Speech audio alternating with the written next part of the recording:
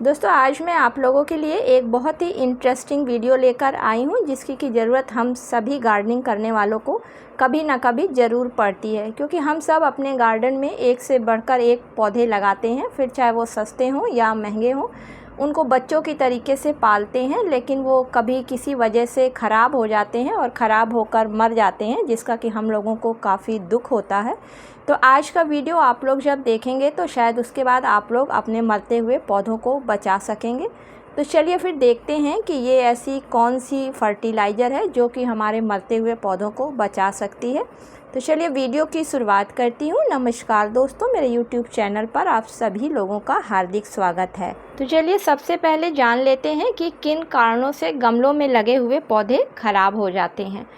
तो कभी कभी क्या होता है कि पौधों को ज़्यादा पानी दे दिया जाता है और वो पानी गमलों के ड्रेनेज होल से बाहर नहीं निकल पाता है, नीचे पानी इकट्ठा रहता है, जिससे उसकी पौधे की जड़ें गल जाती हैं और पौधा ख़राब हो जाता है।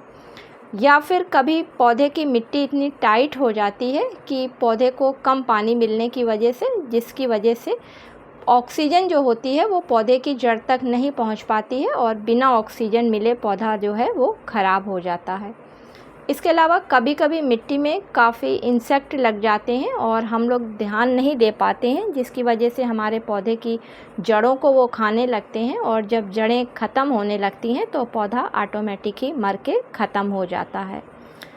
इसके अलावा भी और कई वजह होती हैं कि जैसे कभी किसी धूप वाले पौधे को आपने काफ़ी डार्क प्लेस में रख दिया जहाँ पर उसके ऊपर बिल्कुल भी सूरज की लाइट नहीं पड़ती है और इस वजह से वो अपना भोजन नहीं बना पाता है, जिसकी वजह से पौधा धीरे से कमज़ोर होता है और धीरे धीरे कमज़ोर होकर वो ख़त्म हो जाता है।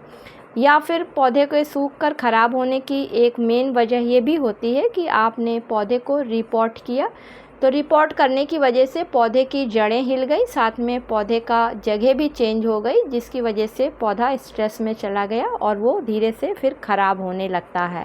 तो यहाँ पर जो मैं आज आपको फर्टिलाइज़र बताने जा रही हूँ, इसको अगर आप अपने मरते हुए पौधे पर यूज़ करते हैं जिसमें कि थोड़ी भी जान बची हुई है, तो उस पौधे में धीरे धीरे नए पत्ते भी आने लगेंगे, साथ में समय आने पर उसमें कलियां फूल भी आने लगेंगी। और अगर उस पौधे में कोई भी इंसेक्ट या फिर किसी तरीके की फंगस का अटैक हुआ है तो वो भी इस फर्टिलाइज़र के द्वारा ख़त्म हो जाएगा। तो फ्रेंड्स, ये फर्टिलाइज़र सिर्फ उन पौधों पर अपना असर दिखाएगी जो कि आपके बगीचे के पौधे कमज़ोर हैं या किसी वजह से वो ग्रोथ नहीं कर रहे हैं और उनकी पत्तियाँ भी सारी झड़ गई हैं, लेकिन उनकी ब्रांचें जो हैं वो हरी हैं।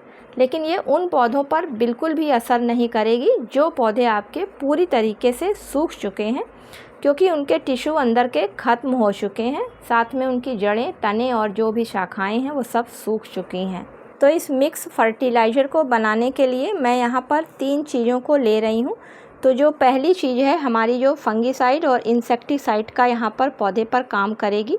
तो फ्रेंड्स, वो बिल्कुल घरेलू चीज़ है और हम सभी के किचन में बहुत आसानी से मिल जाती है। तो दालचीनी का पाउडर है। अगर आपके पास दालचीनी का पाउडर नहीं है तो आप नीम खली का पाउडर भी यहाँ पर इस्तेमाल कर सकते हैं। अगर आपके पास ये दोनों चीज़ें नहीं हैं तो आप कोई अच्छी फंगीसाइड का इस्तेमाल कर सकते हैं।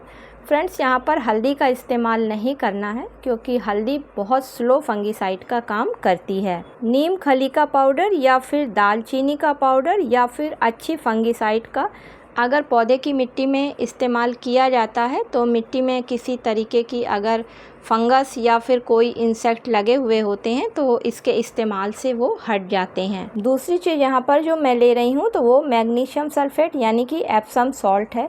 तो फ्रेंड्स, जितने भी पौधे होते हैं उनमें मैग्नीशियम की काफ़ी ज़रूरत पड़ती है, क्योंकि जब पौधों में फोटोसिंथेसिस की प्रोसेस स्टार्ट होती है तो क्लोरोफिल के प्रोडक्शन के लिए मैग्नीशियम की ही ज़रूरत पड़ती है। तो यहाँ पर जब हम इसका इस्तेमाल करेंगे तो जो हमारे पौधों पर पत्तियाँ नहीं आ रही हैं या पौधे हमारे कमज़ोर हैं, तो जब फोटोसिंथेसिस की प्रोसेस होगी तो क्लोरोफिल उसमें ज़्यादा से ज़्यादा बनेगा, जिसकी वजह से उस पौधा हमारा हरा भरा हो जाएगा। इसके अलावा जो यहाँ पर मैं तीसरी चीज़ इस्तेमाल करने जा रही हूँ मरते हुए पौधों के लिए, तो फ्रेंड्स ये एक ऐसी फर्टिलाइज़र है कि जो कि पौधों को एक नई जान दे देती है। तो ये सीवीड लिक्विड फर्टिलाइज़र है, क्योंकि ये कंप्लीट एनपीके का काम पौधों पर करती है। इसमें नाइट्रोजन, फास्फोरस, पोटेशियम के अलावा magnesium, iron, calcium, boron, Honey जैसे पोषक तत्व पाए जाते हैं, जो कि मरते हुए पौधों को बचाने के लिए काफ़ी ज़रूरी होते हैं। इसके अलावा इसमें काफ़ी ऐसे हार्मोन्स भी होते हैं जिनको डालने से पौधा काफ़ी तेज़ी से ग्रोथ करता है। तो चलिए अब देख लेते हैं कि इस फर्टिलाइज़र को हमें किस तरीके से अपने मरते हुए पौधे को बचाने के लिए देना है। तो फ्रेंड्स, अगर पौधा 12 इंच के गमले में लगा हुआ है तो इस मिक्स फर्टिलाइज़र का 1 चम्मच उसके लिए काफ़ी है।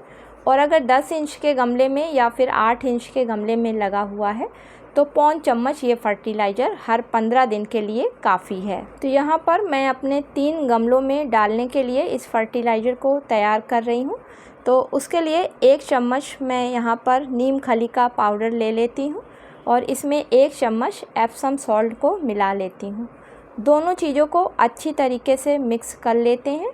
अब हम अपने पौधे की मिट्टी की गुड़ाई कर देते हैं और गुड़ाई करने के बाद में जो हमारा 12 इंच वाला गमला है उसमें 1 चम्मच इस फर्टिलाइज़र को मिट्टी में किनारे की तरफ डालकर अच्छी तरीके से मिट्टी में मिक्स कर देते हैं।